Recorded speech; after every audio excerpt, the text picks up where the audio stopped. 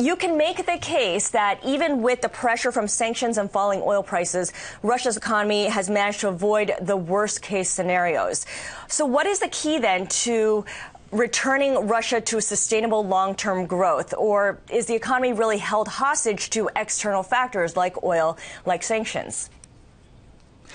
Yes, I mean, we can compare the situation with 7 years ago when we had a global financial crisis, and definitely things were much, much worse for Russia at that time. Though I have to admit that this year we might have a negative GDP growth of around 3.8%, we hope that as early as next year we'll start to grow slowly by 0.5%. And definitely the main negative factors is the lower oil price, the slowdowners of the Asian economies, particularly China, which set the prices for most of the Russian export commodities, and restrictions, or so-called sanctions, which were imposed against Russian leading companies, Russian leading banks. But the positive sign is that the Russian economy somehow has adjusted to these negative factors and can cope with this. For example, our agriculture this year will grow by more than 3% as a result of the counter sanctions or restrictions on import.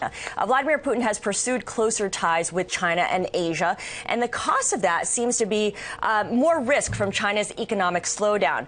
What is your view on the thinking that the next global recession will be made in China? And if that's the case, what is the impact on Russia?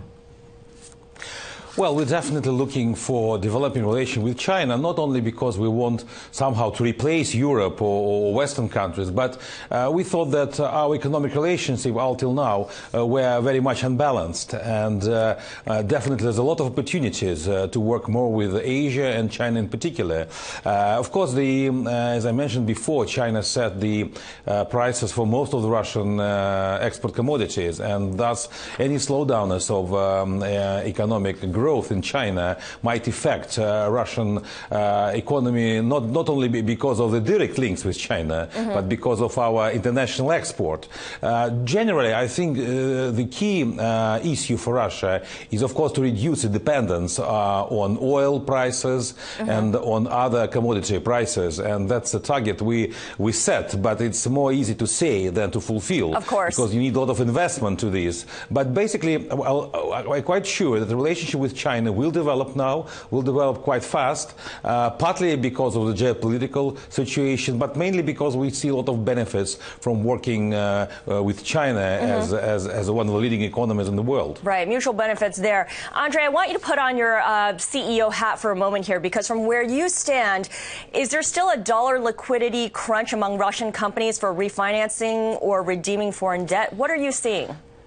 No, I think we don't see liquidity crisis, and we are reducing our dependence on international borrowings, partly because of the sanctions. For example, if last year Russian companies and banks owed around $700 billion, now it's been reduced to 550.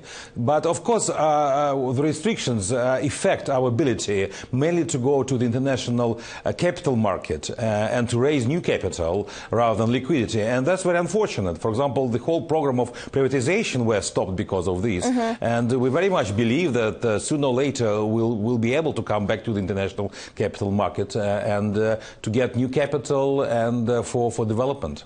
Well, Deutsche Bank recently announced that it is closing its Russian securities unit. Do you see other Western banks following that lead and also pulling out of Russia? Well, personally, I think it is more because of the scandal they had of the money laundering and this case which was opened in the United States. I think that is the main reason why they're doing it rather than other economic reasons. So you see it as a Deutsche Bank specific issue. All right, Andrey Kostin. I mean, many foreign banks already reduced their operation. But for example, the leading American bank, Citibank, is doing quite well in Russia, and I think they're having a very good business here.